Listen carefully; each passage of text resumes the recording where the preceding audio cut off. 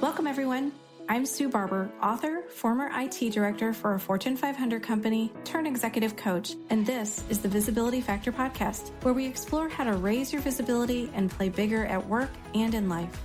We'll explore key topics and welcome guests that help you shift your thinking about yourself so you can see new possibilities for your leadership. I'm on a mission to create a visibility movement for leaders to show their value and be seen for their true talent.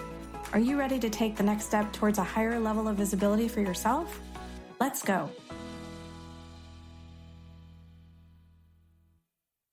Hello, everyone. Welcome back to the Visibility Factor podcast. This is Sue Barber, your host. I am thrilled today to bring my guest, TJ Bennett, to you. If you were listening to TJ's podcast, you heard me on his show, and I loved it so much that I wanted him to come on mine and share with you all the things that he's doing as well. So welcome to the show, TJ. I'd love to have you introduce yourself to the audience. Awesome. Thanks, Sue. Yeah, it was a blast having you on my show, and I'm excited to talk a bit about visibility and wherever else we go on leadership today. I'm an executive coach as well as a podcast host, and I've been coaching for a few years full-time and longer than that kind of part-time while I was still working full-time in my previous career. And my mission and the name of my podcast is Desuckify Work. So I'm all about making work lives more pleasant for people, not just because it's a good thing to do, but it's actually a good business. So I know we talked a little bit about this when we met the other day, but I would love you to talk about how you came up with the name Desuckify, because everybody I've talked to that I told I was on your show is like, what a cool name. Is that a real word? I mean, that was the first question. Is that a real word? So I think it'd be cool for you to talk about how you came up with that. Sure. Yeah. I don't think it's a real word, but one of these days I am probably going to lobby the dictionary folks and see if I can get it included. I think I just have the habit in my own writing of mashing words together because I think it could sometimes create a fresh new meaning for people. And I was writing about the challenges with work, the challenges with leadership for a while. And that word just emerged one week. And I might have first been desuckification of work or something like that. And then I wrote, desuckify work, or work needs to be desuckified. And what I found was a lot of people who were reading it, that's what they were commenting on, kind of similar to your friends who were noting it. It just sort of struck me that there was something there. And in the background this whole time, I was thinking about starting a podcast, but I just wasn't sure, what is it? And that was when, this side of my brain and this side of my brain kind of came together like chocolate and Reese's or whatever back in the day. And it was like, that's the answer. My podcast is Desuckify Work. That's actually also my sort of brand mission. And it all just kind of came together. And I think it was deliberately trying to be a little cheeky, obviously, but it's emerged, I think, from just spending a lot of time working and realizing we make it really hard on ourselves sometimes. And I think we don't have to. So my goal is to help people find ways to make it a little less painful, hopefully even joyful and fun and meaningful and all that good stuff so we can do more cool stuff together. I love that mission. So let's hear more about your background, what you did in corporate world and how that changed for you when you left. So I spent about 25 years in the advertising industry. I started as a copywriter and worked my way up as a creative director, executive creative director at a number of ad agencies. And I loved that career. It was my sort of goal at the time was to find a quote unquote corporate career that didn't feel corporate, right? And that was it. And it was a place where you could, going back 25 plus years, you could dress a little more casually when most folks were not doing that. You could speak a little bit more freely. It didn't have that sort of sense of being in a box that a corporate environment can. And it was a chance to use some parts of my brain that I really liked to lean into, which for me were writing and problem solving.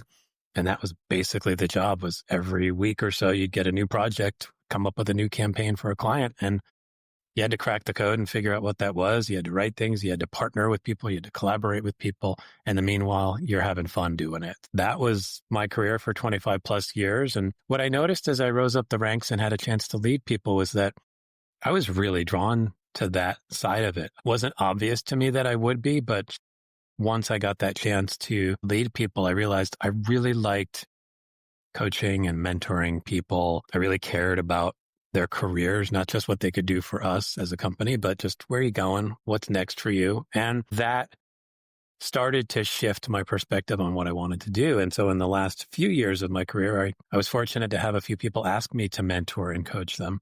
That gave me the courage to say, I think I want to do this full time. And so 3 years ago, I just ripped the Band-Aid off and said, I am quitting this job and I'm going to start coaching full time and I'm going to get trained and all that stuff. And people looked at me like I was a little nutty. And I even looked at me like I was a little nutty, to be honest. I was like, this is a little weird, but I knew it's what I wanted to do. And so that's what I've been doing. And the beauty is that the creativity that fueled me in my career is fueling me in my coaching career as well. It really gives me a chance to be creative in new and fun ways. And I'm loving that. Love it. So I'm just curious from your perspective, where do you feel like the corporate environment has evolved? Was it purely pandemic that really was kind of the last straw, if you will? Or was it something else that's just been happening over time? I think the pandemic accelerated things, but it felt like it was happening before that. And by it, I think, for me, what I noticed was even in advertising, a little bit of the fun was getting taken out of it. But I think the mood was getting a little tenser. It's interesting. I feel like somewhere along the line, and I don't want to call out things like corporate profits and blah, blah, blah, because those are good things. But somewhere along the line, and it was maybe technology speeding things up. I think as things got faster, it just started to take away and eat up the room for some of the more thoughtful work that a lot of us who have worked in various corporate jobs really enjoyed. The strategy, the long-term thinking, the real time to collaborate and kind of sit and mull something over. It's not that we had all the time in the world, but we had just enough time for that kind of work. And I think economic factors, technology, et cetera, maybe started to shrink that a bit. And then the pandemic, it's interesting because obviously it had all of us now being at home. And I think there were various responses to that, some good, some bad. But it did, I think, maybe turn work even more transactional. It was I think at first by necessity, right? We just have to get stuff out the door. And we can't worry about what's going to come tomorrow. We didn't really know what tomorrow was going to look like, right? So just get the stuff out the door. And I think maybe some of that's hung around. But I also think the pandemic, on the flip side, opened up the idea that work shouldn't just be work. I think people started paying a little more attention to what am I doing? Why am I doing it? I spend a lot of time working with people on finding their why, and that emerged a lot more during the pandemic. You had the quiet quitting thing, which was, I think, a lot of folks going, I don't understand what this is for anymore. And now I think we're sort of finding our way back maybe to a bit of a balance of, hey, I get that work needs to happen, but I still want it to have meaning. And now you throw AI in the mix and it's making it maybe uncomfortably unstable for people, but people are thinking about it. So I'm hopeful, but it's weird, I think is the simplest word to use. Yeah, I just met with somebody who's very deep in the AI stuff last week, and in some ways a little frightening, I'm going to say, just because of the unknowns I think that people have. Yeah. And where the people who are kind of in the pure AI space, it's moving so fast. Even he talked about just going to a conference 3 weeks ago, and he said, that's already obsolete. What we have learned is happening so quickly. Yeah. And the way that the workplace looks today will probably be very different from the workplace we have all grown up and known. So I don't know. Do you have any perspective on what you're hearing or what you're seeing on that? Yeah, I'm hearing a lot of the same stuff. I talk to people and they go literally last week, something changed and now everything feels like it changed. And I get that. I think that that's natural with new technology. And when you have new technology that is sort of able by the nature of itself to improve itself, it's sort of, speeding that up even more, which is going back, I think, to the same challenge that we were leaning into just a few minutes ago, which is the speed of things. It makes us uncomfortable sometimes. And are we taking the time, and I think people are questioning this, to think more big picture? What is AI for? And I think you need to balance that. Some of this just needs to be play and experimentation with AI and see where it goes. But somewhere you need to have some minds painting a bigger picture, partly just to sort of guide the work towards purposes that are best, but also I think to create a little bit of a narrative for people to hang on to, because that's what I think is happening is, okay, it's changing every week. I know it's the thing, but what? Like, what is it really? And with all that, and then you layer in the fact that it's going to steal all our jobs and then kind of annihilate us. Like, that's kind of scary. I think we need to do a better job of figuring out what we're trying to do with it and sharing that in a way that people can start to go, I want to be a part of that. Or no, I actually want to be a part of something different. And then maybe some folks tell a different story. And that, I don't know when that's going to emerge. I think it needs to, but all of us can maybe play a part in that and just, thinking about what do we want from AI? It's easy as a business owner to go, I want efficiencies and blah, blah, blah. And of course, but that, I don't think that can be it. I think there needs to be more of a, what in the world am I trying to accomplish as a company, as a person, as a species, whatever, that AI is serving? And I feel like we're maybe not asking or answering that frequently enough. Yeah. I mean, I would love to see some kind of strategy because each company seems to be doing their own thing. And so everybody tries something, right? Experiment. And I use it and I love it. I mean, there's a lot of great things about it, but I think it's the unknown of what is the real plan here. And that doesn't seem to be something that has been defined yet, at least at this point. Not obviously. And you would think the heads of Google, OpenAI, whoever else is taking the reins here, NVIDIA, some others, that they would maybe be doing a better job. And maybe they are in their circles, like maybe at conferences or whatever within the AI space, maybe there is a sense of understanding. I don't know. But I don't think it's seeped out into the rest of us quite yet. So yeah, and maybe it's upon us. Maybe we need to do some searches for some videos that these folks and see if there's something we can kind of hang on to and go, oh, now I get it.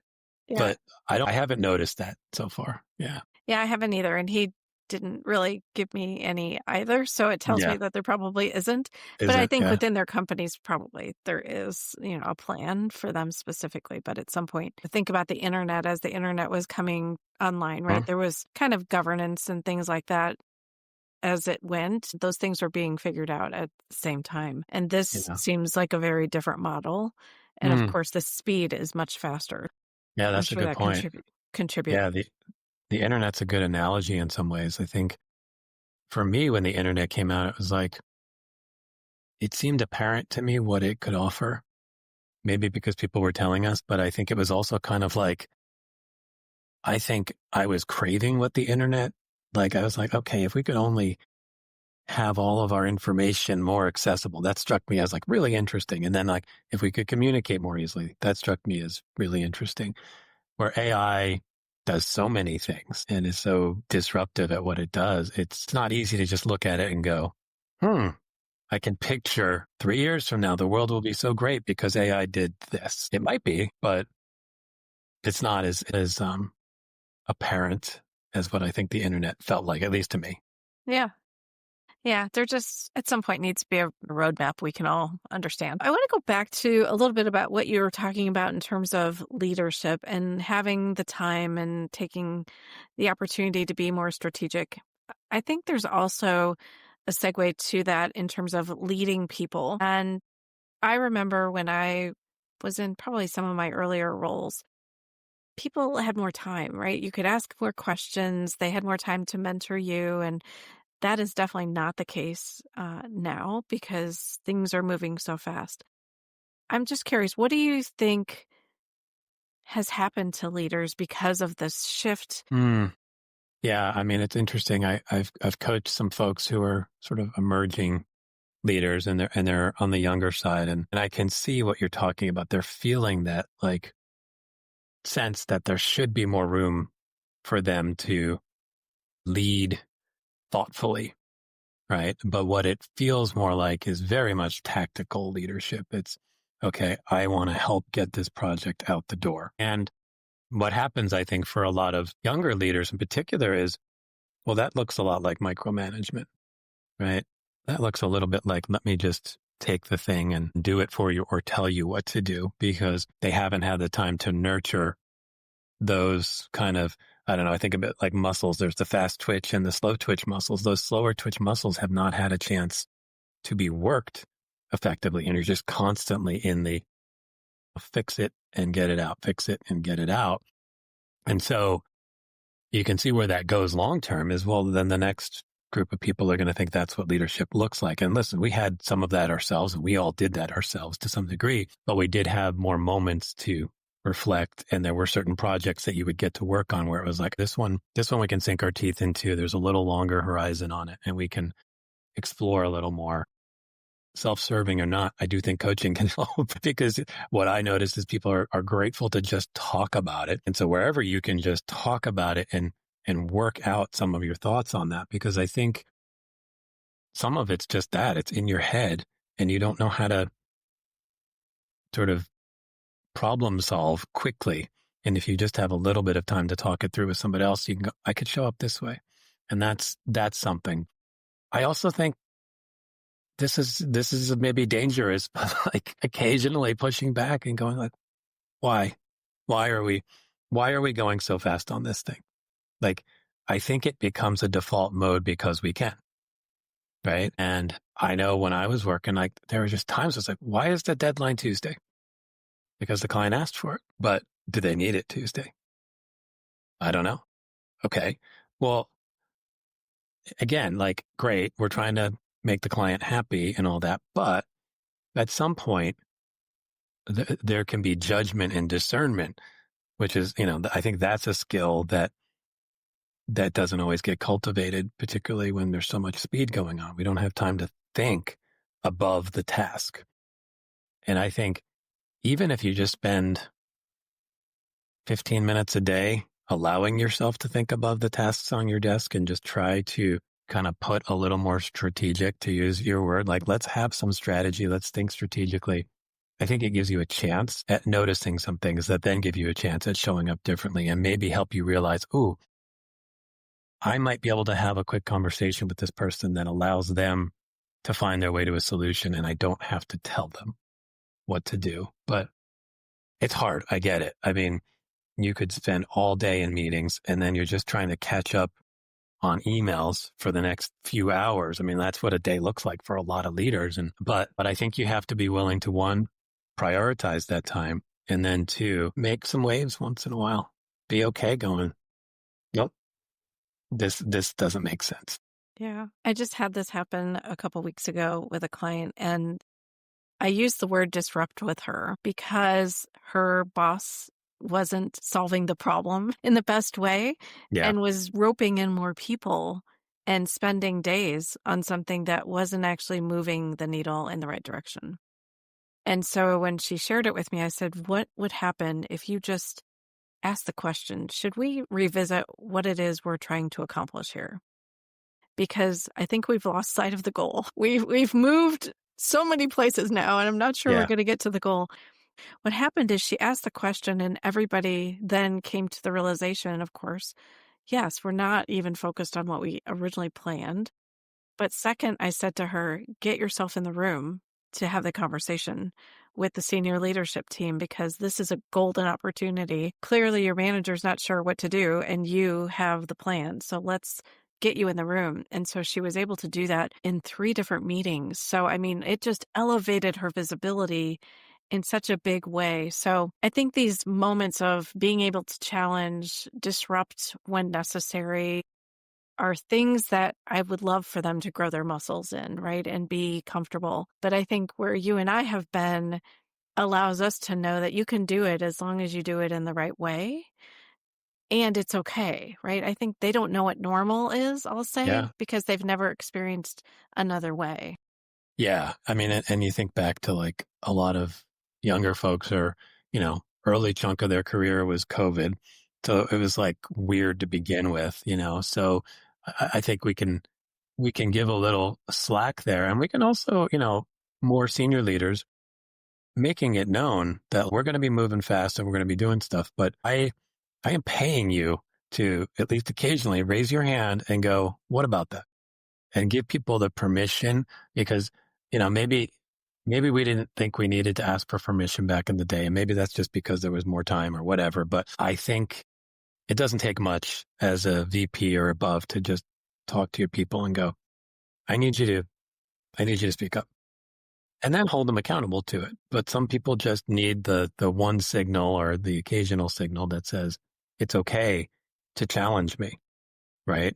And that's hard to do, right? Because it's not always fun to be challenged. You spent 3 days going down a rabbit hole thinking you're like doing the thing. And then somebody says, oh, you're not doing the thing at all. Like, oh, I feel kind of stupid, but like, it's my job to be okay with feeling stupid once in a while and then come back from it and go, great, thank you.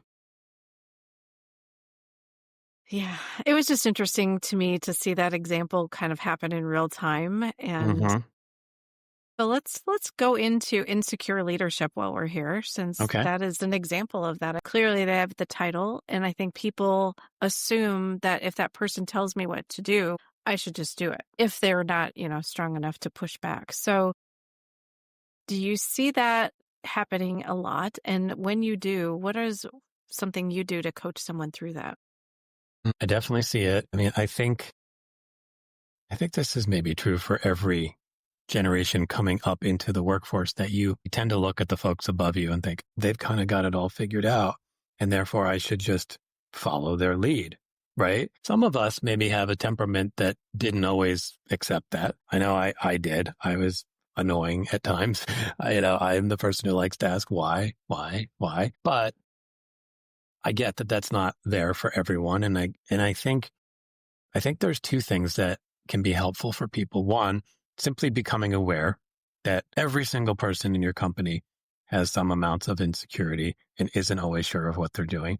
And they're finding their way the best way they can as human beings, as we're all trying to do. And just to sort of strip away the sort of superhero veneer that can show up there. And I think that immediately can open up the way you relate to somebody, right? If you stop seeing them as this person up there and just, it's another person. Yeah, they may know some things that you don't yet, but you probably know things that they don't know as well. And I think that can be eye-opening as well too, is for people to realize that, at least if you're a reasonably mature, emotionally intelligent leader, and you're in a position up the ranks, you're actually looking to learn from the people who are working for you. You're excited to learn from them, especially with technology emerging and all that. You're really excited to have somebody who gets it in a way that you don't. So helping people to see just how much they have that they don't realize. And then I think it comes down to realizing that that's actually one of the best things you can do in your job, comes back to visibility. To be visible so that people can see where you can bring value, and helping people realize that that's part of your job description, is to actually do that. But those are tough things, because you can hear them, but then you have to kind of feel them by trying them and doing them. And there's always going to be the natural insecurity as a more junior leader of like, I don't want to stick my neck out too far, right? But if you go the other way and kind of do the ostrich thing or whatever, and kind of just completely bury yourself, you're never going to get a chance to show your full value. And I think for most people, they would realize, I don't want to spend my whole career that way. And because they don't really know what the rules of engagement are Yeah. in these situations. So their inclination is to sit back and hide a little bit and hope to God, something changes or someone else steps up to the plate and says something. But that's where I think coaches can help, especially when you have experience, that you can at least say, there's a way to do this. And how can you be comfortable being uncomfortable and asking the question? And I've learned, I think over time, it's just being able to ask a challenging question in the best way is really powerful. It just stops the conversation from going nowhere. Yeah, I would agree. And I think to your point about the rules of engagement, I think company cultures, sometimes make it feel like those are the rules of engagement, that you do just kind of sit passively and wait for, your boss or your boss's boss to lead the way. And so there is an active role in the senior leadership to just continue to nurture the culture of participation. And that's, it's easy to forget that sometimes as a senior leader. You might be like, well, I said that. Yeah, that was like 8 months ago at a company, whatever, like all hands. There's the rule of whatever. You need to say something like 7 times before somebody, particularly if somebody works for you or underneath you in an organization, they really hear it. And we forget, when you're a senior leader, you're talking about this thing maybe all the time. And you might even be complaining about it. Why isn't my team speaking up? Blah, blah, blah, blah, blah. We need to da, da, da, da. And then we told them that one time. It needs to be much more baked in to, you need to say it more often, and you also need to demonstrate it with how you show up for a meeting. You can show up for a meeting controlling the meeting as a senior leader, and that does not feel very inviting. You can sit back a little bit and listen a little more, which not always easy to do, but I think when you do, it makes a difference, Well, and I think it shows your security as a leader too, that you're willing to listen. I mean, that's the reason people have teams, right? Because you cannot know it all. Even though when we first become managers, we think that's absolutely required. Oh yeah, 100%. And a lot of the people I coach think that, right? As younger people, it's like, oh my gosh, I need to know it all. It's like, no, but what you need to know is how to find a way to figure it out. That's what you're being paid for. But that's a very different mindset, and it's paralyzing if I have to know it all. It's so much pressure, right? Yeah. So much pressure. And then you're just trying to make sure that everything looks good and perfect. And it's exhausting. I mean, having done it way too many times in the beginning because I didn't know any better, it's exhausting, and you just don't know another way. Yeah. And it actually, you think by trying to know it all, you'd actually improve your output. But I think it actually sort of strangles your output because you play it safe and you create the appearance of perfection by not taking any chances and painting a picture as opposed to stepping into the work with full curiosity and an openness to, I didn't really know that, but now I do, Yeah. Don't be afraid to ask for help is the message here, everyone. Oh, yeah, please. Yeah. Which is hard. I get it. It's hard. You don't want to look like you don't get it. I understand it, but I think it's important. And I think everyone plays a role in creating that culture. Yeah. So let's talk about your coaching and clients and your focus on helping them find their why. Yeah. What led you to that being something that was really important for you? And then what are some of the challenges they have in that space? Yeah. I mean, I think for me, it always mattered to me that I cared about my work, that I felt connected to it. If we want to go way back, when I was coming out of college, I initially just took a sort of typical corporate job because I thought that's what you did. And I hated it. I literally walked around all the time like, what are we doing here? Like they would give me something to do. And I'm like, what's the point? And so that started me going like, well, what else is there? What else could I do? And then, I mean, for me personally, I had some health issues when I was younger. So I actually went into kidney failure when I was young and actually got a kidney transplant from my brother, which is amazing. But that kind of thing can shift your thinking. And I think in many ways, I mean, I sort of encountered a midlife crisis at 23 years old in many ways, because I was put in this position of really questioning, like, what am I doing? I just got this amazing gift, and what am I going to do with it? And it wasn't like I felt like I had to go out there and do something, sort of philanthropic or something, although there was parts of that in me for sure. But it was just, why am I going to live each day and not feel connected to the 8+ hours every day I spend at work? And that's what ultimately led me to advertising, because I really started leaning into, I was writing a lot at the time, and I was craving, like, how can I find a way to connect to some kind of work that will give me a chance to be creative, to write, to actually get paid for thinking and solving problems that made sense to me. And I was lucky that one of my cousins was already in the business, and he was just sort of gave me some advice on how to get into it. And so for me, that guided my career. I was like, I'm fortunate to have a job that I really enjoy doing. I really love, I really connect to. And so by the time I emerged as a coach here over the last handful of years, that was just in my blood. Right. And then when I, was building my coaching practice, I knew I wanted to focus at least partially on this idea of connecting to your purpose, to your why or whatever. I was fortunate that I got connected with a group who does an assessment around that. And that really clicked for me. I was like, ooh, and even when I did the assessment, the results really connected for me. So like you can have a bunch of different whys, but mine was what they call make sense. It just means you like to solve problems. You like to take stuff and figure it out. And I was like, oh yeah, that's me. That's been me for my whole life, asking why all the time. And I thought, okay, I want to work with people who are feeling something of what I've felt over the years for whatever reason. It obviously doesn't have to be through some kind of health challenge, although it can be. It shows up that way for people. But often it just shows up for people. COVID obviously sparked it a lot for some folks. It can just show up for some moment in your life. You look around and go, what am I doing? And that can be a more junior leader, and that can be the CEO of a company. That could be the founder of a company kind of going, what am I doing? Like they lose touch with the thing that connected you to it. So for me, it's just become really fun to help people figure out, okay, this is what drives me. This is what motivates me. And for some, that means I can continue to do that here. I just think about the way I'm doing my work differently. For others, it may spark them to think about maybe I should be doing something else. And I would argue whether if you're at a company, and I appreciate a sense of loyalty, but you're doing a better job for a company if you leave, if you're not really connected to it.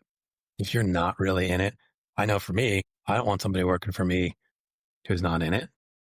So I think giving people that opportunity to see what's in front of them and then go, yep, that's the path for me. I think wherever it leads is where it should lead. Yeah.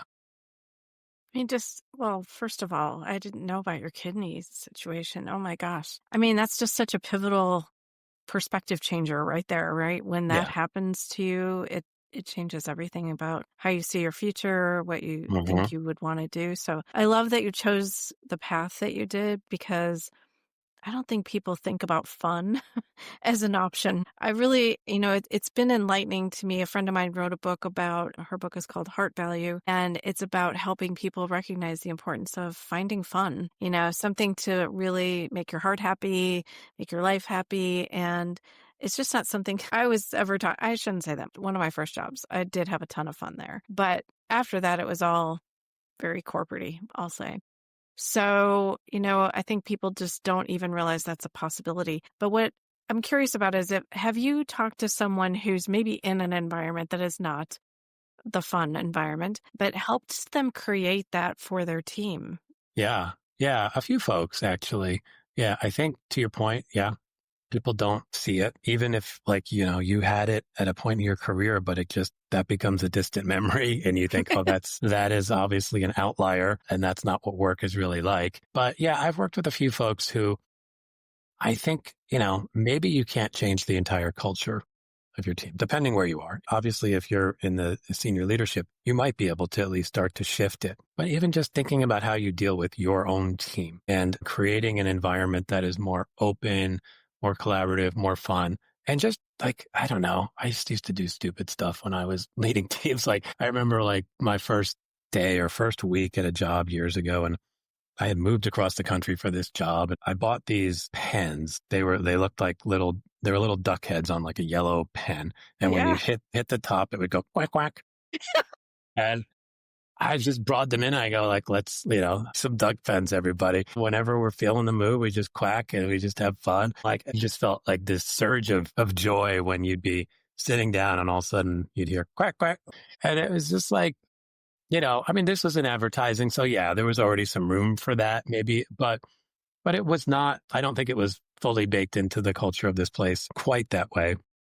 And that sort of set the tone for, okay, people can be a little more themselves and other people would do things or bring in things or share stories that were fun. And fun doesn't have to be constantly playing and laughing. Fun can just be, finding a way to work together that makes you feel in it, right? I mean, I used to see, some folks on my team they were sort of had a little pod, and I would see them kind of stand up, and then the other person would stand up, and they would talk to each other. And it just became how they worked. It was not heads down, stare at the screen, message the person who's sitting right there, which is what happens a lot. Yes. Right? It was much more like, let's support each other. Let's lean on each other. And that is fun in its own way. Right. But sometimes you have to kind of grease the wheels a little bit with a bit of playfulness. And there's actually really interesting studies out there. I've had a few people on my show who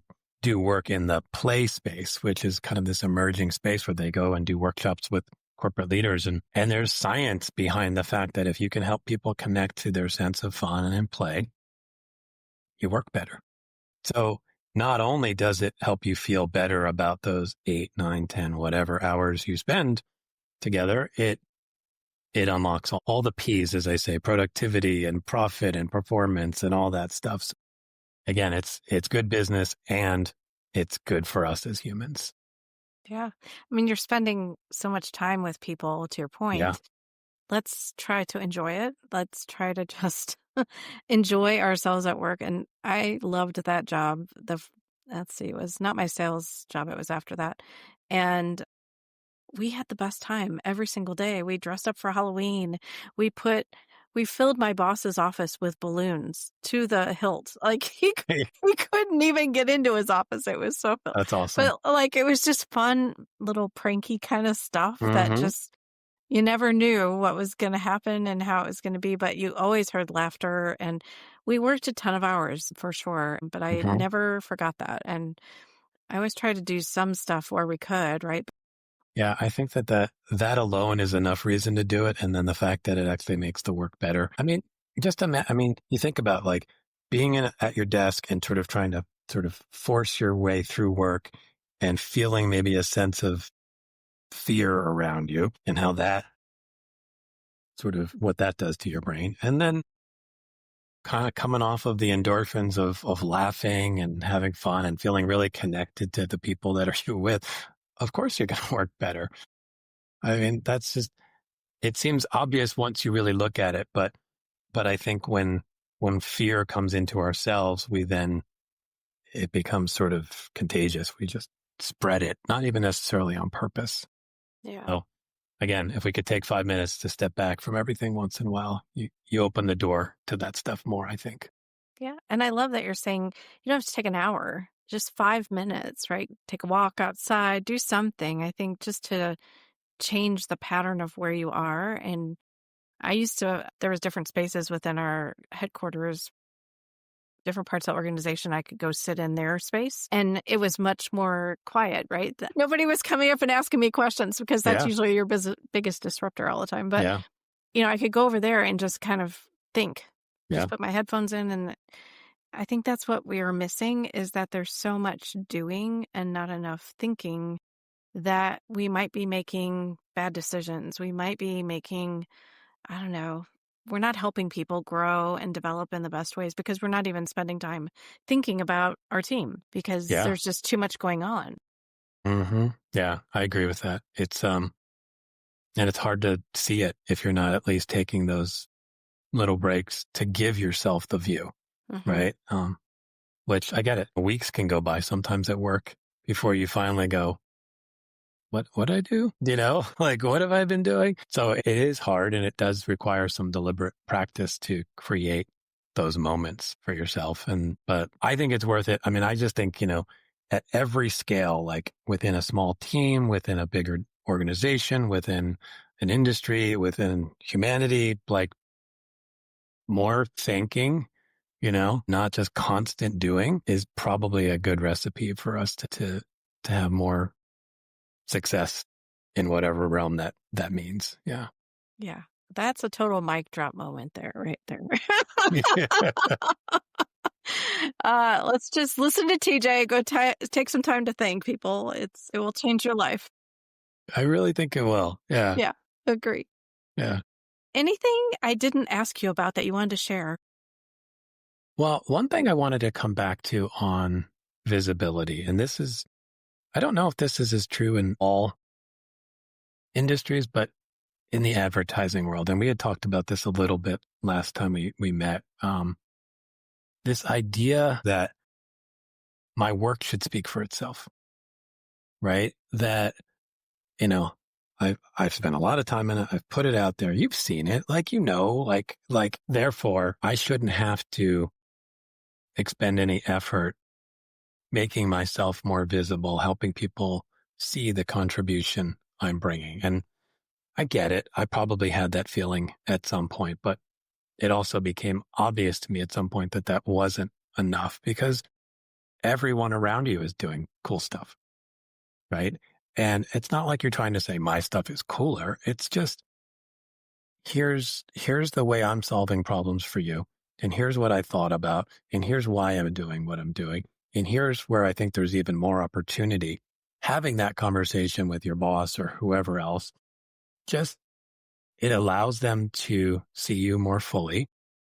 It allows them to at least have the chance to appreciate what you're doing. But I think even more important, it gives you the chance to bring more, because that's ultimately what's going to get you promoted and growing in your career, and in whatever way you want to, is when people realize and see that you have more to give, right? And so that would be my advice to anybody in any industry, but particularly in advertising and other creative spaces, is just, for whatever ick factor there is for you around, like, I don't want to show, am I bragging? Am I being political? Blah, blah, blah. Like, the reality is as human beings, we see ourselves like all the time, and we maybe then think people must see us, and they just don't. And so just recognize that and then make it easier for people to see you. And that's, if you think of it that way, I think it can take a little bit of that stink off of it for you, and you can just kind of go, oh, okay, I'm just giving people a better chance to get to know me and what I can bring to the table. And that seems like a good thing. Yeah, it's a great perspective. I think there's just so much doing again and not recognizing that, I don't know, I grew up in a strong work ethic too. And if I work really hard, people are going to notice. And, that's the core message of the book, is that's not enough. And I really believe that to my core, that that's all I needed to do. And I'll work 1,000,000 hours to make it happen. I think that's the part that isn't taught. Right? It isn't something that people know. And it is interesting to see how people figure that out. So until my book, came out, a lot of people were like, I had no idea that this was a thing. Yeah. So I know that that's true in all industries, and it's just not something that people are taught. So yeah. Yeah. We need more people. I'm glad that you're putting that message out there, because even talking with you both today and on my show, it reminded me of some things and brought it more to the foreground for me. So that's been really helpful, and it helps me with my own coaching work, just to have that a little more present. So if I notice it in somebody, I'm more quick to give them that reflection and give them a chance to see it for themselves. Yeah. Well, I'm glad that helped. Yeah, absolutely. So one last question before we get into the quick tips. What is next for you? I want to fully desuckify the world of work. That's what's next for me. It is a hefty goal, and I don't even necessarily pretend that I will fully achieve it. But for me, it's, I'm continuing to do the coaching, and I'm actually working with a new assessment that I'm really excited about, called the Promotability Index, which speaks to a lot of what we've been talking about today, how to bring, maybe a little bit more emotional intelligence to our work and be more aware of all the facets of ourselves that we need to bring, so that we can get the kind of growth that we want for ourselves and ultimately help others. So that's something I'm leaning into. Going to continue working with the why. I'll put it out there as something that's on my mind, is that I do want to write a book, around, desuckifying. And, I don't quite have the vision yet, but I'm hoping maybe by putting out there that this is something I want to do, it pushes me to dig in and find the vision. And honestly, I also invite people, like, if you've listened to this, or if you listen to my show at all and you think you should be talking about this more, please tell me, because I want to put something out there that helps people. So it's not just about what I think, it's about, what people want and need more of in their lives. Well, I think they're telling you Desuckify Work is a big topic that they want to hear more about, is what I feel like. And I have some people I know that could help you with writing a book at any time in the future that you Awesome. want. So Yeah, I appreciate yeah. that. And I would just tell you, I shared with you off our podcast the other time, like, you're a really great host. You're very thoughtful. And I think you have a lot of great messaging that people need to hear. And so I think there's definitely an opportunity for you to take that and scale it in a bigger way, because you do have a big breakthrough goal there that you're trying to make happen. And a book isn't the end all be all solve for that, but it's another path, right, for people to learn about it and find a way to desuckify their own work. Maybe could be a cool program you implement at companies, right? Yeah. No, I mean, Maybe we that could would, do that together. Well, you yeah, desuckify, I'll do the visibility, and then we'll just kind of merge them together, and I love it. magic happen. We could do it. I mean, I am game for anything. I mean, that's actually an interesting concept to just like working together in general. I think one of the weird things about coaching is that it's often like very solo work. And I love the concept of working and partnering with other people in the same field and bringing our various bits of expertise into it, because no one of us is covering everything that's needed. Sometimes when you do stuff together, it gives it a little more juice. And so I'm always game for that. All right. Well, we'll talk about that off air, everyone. Yeah.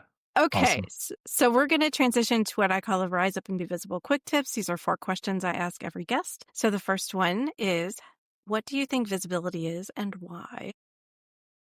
Well, I think there's 2 things, and I was thinking about it. I think visibility is, first of all, I think it's underappreciated.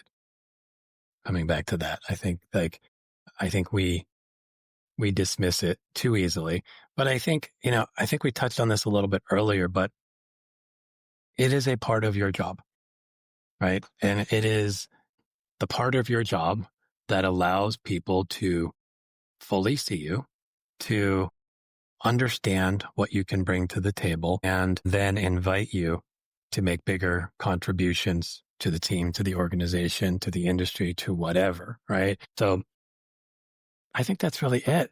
Just it's this beautiful part of your job when you really think about it that allows people to get to know you better so you can do more.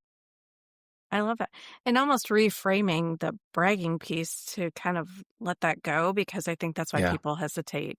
I get it. Don't want to be seen that way. Yeah. What are you doing to be visible? I think for me, the things that I tend to do reasonably well are putting myself out there on social media. So, I have my podcast and I share that on LinkedIn and Instagram and elsewhere every week. I do it. I've been doing it for 2 years now. I'm launched episode 99 today as we're speaking. Gosh. So yeah, doing fine there. I do other content. I love to write, and I love to just put out sort of, I don't want to say provocative, but at least interesting questions to people and interesting ideas to people that get you to think about work a little bit differently. So I share that kind of content. I probably have some work to do on the face-to-face side. I think like to the point earlier, it can be a little bit isolating when you're working for yourself sometimes, and getting better at getting out there and meeting people and doing more coffees and lunches and virtual stuff, and even maybe some more speaking. I've done a little bit of that, but I think those are opportunities where I think I could probably grow on the visibility. And I think you would do a great job. So they definitely need to hear from you. Awesome. I appreciate that. Of course. What is the best leadership or career advice you've received? Yeah, this was an interesting one. I had to dig on this one a little, but the thing that comes back to me is this idea of protecting your team. And you can go to an extreme with that, which is not healthy, but basically giving your team room to explore, create, and make mistakes. And I think with so many demands on our time now, that becomes harder and harder. But I think of it almost like, to use a sports analogy, like an offensive lineman protecting the quarterback so that they have some room to be creative and think about the play they're trying to make. That often is the biggest job. The extreme of that can be that you coddle your team and you protect them so much that they actually don't get to sort of stick their necks out and take some risks. But that's not obviously what I'm saying. I want you to just try to create space for your team. I always appreciated that when I received that.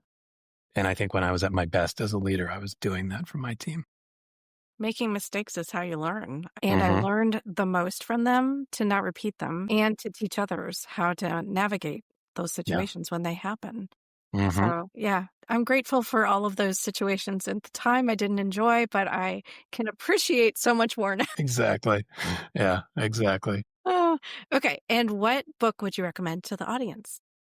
So I have two. Like I couldn't narrow it down to one. One is called The Life Brief by a woman named Bonnie Wan. And she is going to be a future guest on my podcast. And I got to speak with her about a month or two ago. And basically, she's taking this idea of a brief in advertising, what would be called the creative brief, is the sort of launching point for whatever problem you're trying to solve. And she sort of distilled that into a way of thinking about your life, whether that's work or personal stuff, whatever, and creating a brief for solving particular challenges in your life. You know, her own examples include like challenges with her marriage and then challenges at work and all that stuff. And I really love that. I've tried to do some similar things, bringing some of my advertising work into the way I do stuff, but she really distilled it beautifully. So that book is fantastic. And then there's another book by a former guest on my podcast called The Quest. The subtitle is The Definitive Guide to Finding Belonging. And it's by a guy named Don Berger, but it's spelled Dan. And it just goes really deeply, but not in a hard to access way around just how important belonging is. And for Don, his story was one of, being adopted when he was younger and feeling a sense of not belonging. And then he moved from Israel to the US when he was a kid and like felt that sense of not belonging. So it was like obviously a very personal story for him. And I think that comes through in the book in terms of, but he gives you very accessible ways to ultimately figure out how you can feel a sense of belonging. And I think that when you bring that into the workplace, that is that same feeling of people really getting a chance to see you like fully and recognize all that you can bring. When you feel like you are part of something and you belong to something, that brings that out of us. And he did a really good job with that book. So The Life Brief and The Quest are the two books. Well, I love both of those. I haven't heard of either of those. Yeah. How can people find you if they want to learn more about you and what you do? Well, there's a few ways. I'm definitely on LinkedIn always, so you can find me. I think if you looked up just TJ Bennett, coach, you'd probably find me. Or if you looked up Desuckify Work, you'd find me. I'm also on there. My company name is The Pudding Factory, and I have a company page as well, but my personal page is probably better in general. You can find me at thepuddingfactory.net. That's my company website. And then I have a Substack blog where I also host my podcast. I think if you just looked up Desuckify Work on Substack, you would find me there as well. I'm on Instagram too, at Desuckify Work. I share a decent amount there too. Well, I will have all the links in the notes for everybody. Okay, I have to ask, how did you come up with your company name? Oh, that's a fun story. So it all comes back to my cats, which if you know me at all, like my cats are like a big part of my life. And we had a cat named Marvin who was with us for a good long while. And this was when we lived in California. And if you have cats, maybe you get this, but we talk to our cats and we also sort of talk for our cats. So meaning when I say something to my cat, I then say what they're saying back to me. And so Marvin came down the stairs in our home one day and just kind of trotting and had this very like content look, like he was, tail up and feeling good. And I was like, I hadn't seen him all day. And I was like, where you been all day, buddy? And for whatever reason, the words that came out of my mouth were, I was at the pudding factory working all day. It's really fun. I don't know why that came into my head, but that's what came into my head. And so that happened. And that just became this ongoing joke between me, my wife, and our cat Marvin, where we would just kind of go, hey, how was the pudding factory today? And so when it came time for me to start my own company, I was like, I think the pudding factory is the name of my company. And then it sort of evolved that pudding actually means, like, I've been playing with this idea that pudding is kind of the equivalent of like your secret sauce as a person, your special sauce as a person, the stuff that makes you like your superpower or whatever. So I've been working that kind of messaging into it as well, because I think that's a big part of what I'm always trying to focus on is like finding the thing that makes you awesome. That's the thing we want to bring out more often. I love that story so much. Is Marvin still with you? He is not, unfortunately. He was with us for 16 amazing years. And he is, if you go to my website, you'll see him. There is a picture of me shrunk down to miniature size, standing on a bed, high-fiving a cat. And it is our cat Marvin. He just happened to be sitting with his paw up one time, and I got the picture, and I was like, I'm going to put myself in there high-fiving I him. love it. That's amazing. Oh my gosh. Yeah.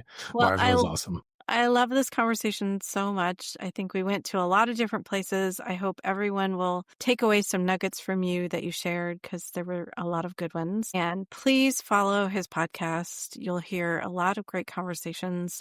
Like I said, I was really thrilled to be on there, and I felt like we had such a great chat about so many things. And I know you do that with all of your guests. Thank you for being here. Thanks for all that you're doing in the world. And I know that what you're doing is very much needed. So keep it up. I appreciate that, Sue. Thanks for having me on. This was a ton of fun. Excellent. Okay. Thanks, everybody, for joining today on the Visibility Factor podcast, and we'll catch you on the next one.